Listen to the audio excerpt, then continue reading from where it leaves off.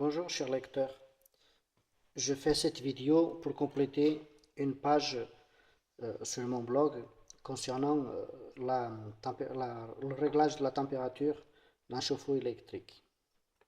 Alors, comme les thermostats sont différents dans presque tous les modèles de chauffe-eau, je fais une vidéo ici pour montrer comment ça fonctionne et comment est basée la sécurité sur un thermostat.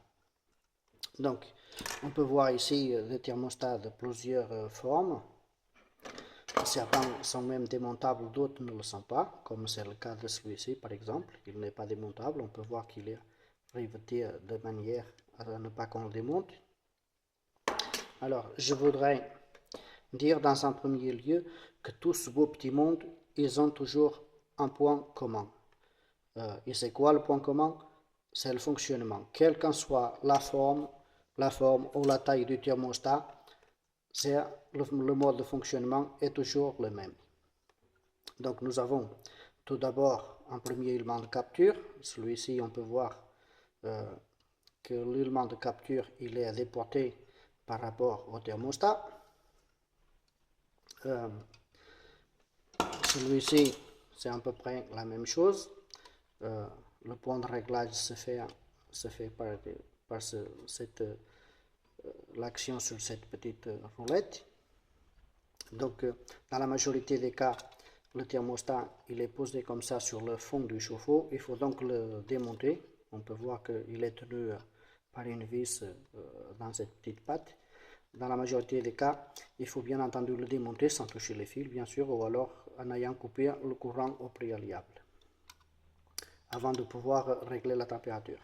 Donc aujourd'hui, nous allons nous intéresser à celui-ci. Et pourquoi celui-ci? Parce que bien qu'il soit légèrement différent de tous les autres, le principe de fonctionnement est strictement identique. Mais le fait que je m'intéresse à celui-ci, c'est parce qu'il est démontable. Donc, on peut voir que là, il est réglé au minimum. À peine je touche sur le point de réglage on peut entendre le déclic. Voilà. Alors, un thermostat agit, il a un principe simple, il agit seulement comme un interrupteur. Il envoie le courant d'un point A vers un point B, ou alors il bascule d'un point A vers un point B ou un point C, dans le cas d'un thermostat d'ambiance, par exemple. Alors, on va démonter ceci pour voir comment c'est fait dedans. On va voir que c'est tout simple.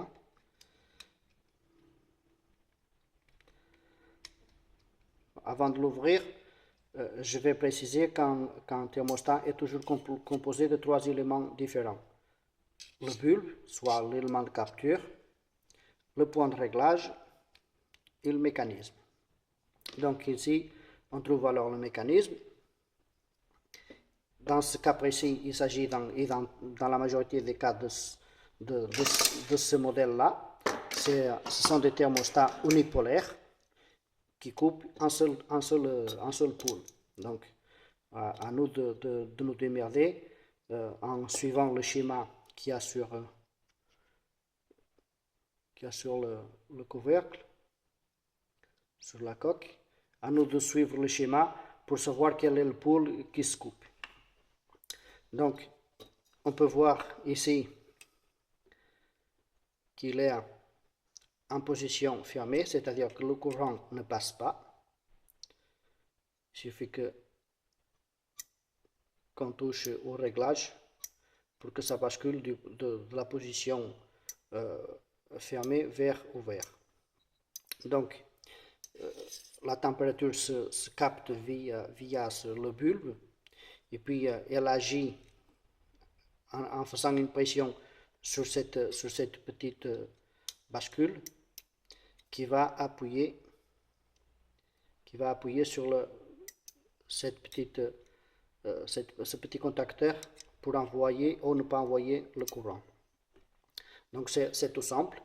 Le truc c'est que normalement on ne doit pas les ouvrir, les thermostats, parce que c'est calibré d'usine de manière à ce que le réglage qui est affiché ici corresponde à une température donnée. Donc normalement, là je l'ai fait pour montrer comment ça fonctionne, mais normalement on ne les ouvre pas les thermostats. Donc ensuite nous avons ici la sécurité.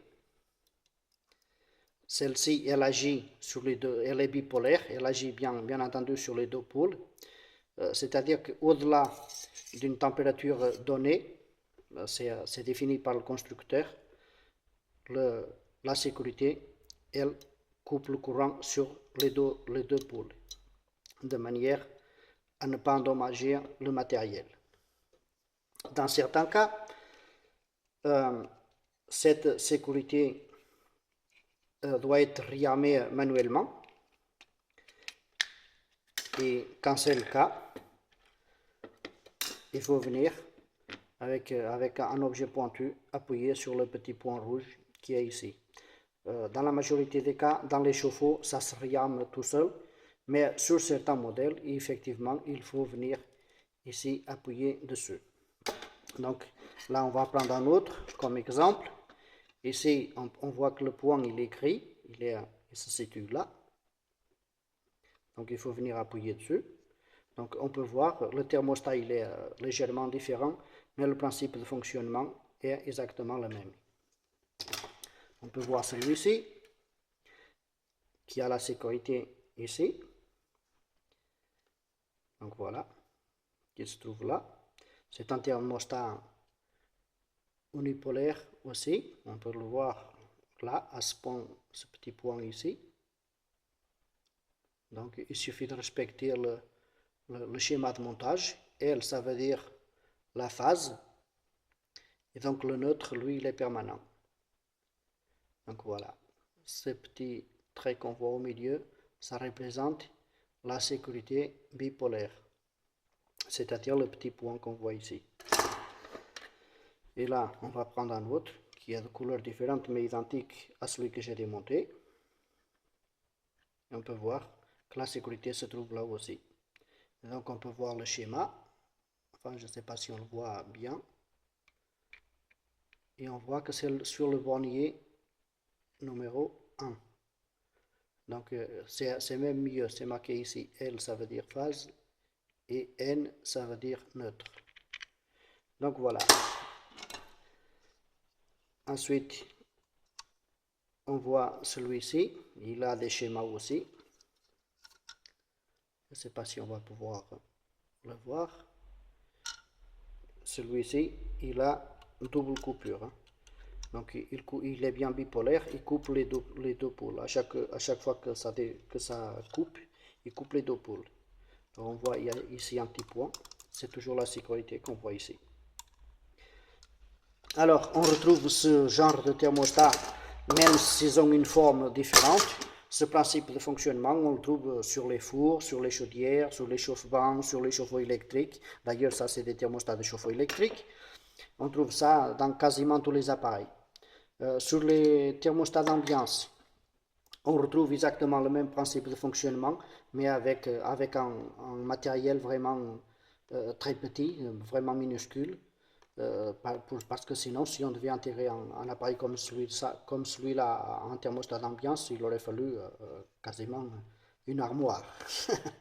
Donc voilà. Donc voilà, je pense avoir répondu à mes lecteurs sur mon blog. Et puis je vous remercie d'avoir regardé cette vidéo. N'oubliez pas de mettre un petit pouce en l'air. Merci, au revoir.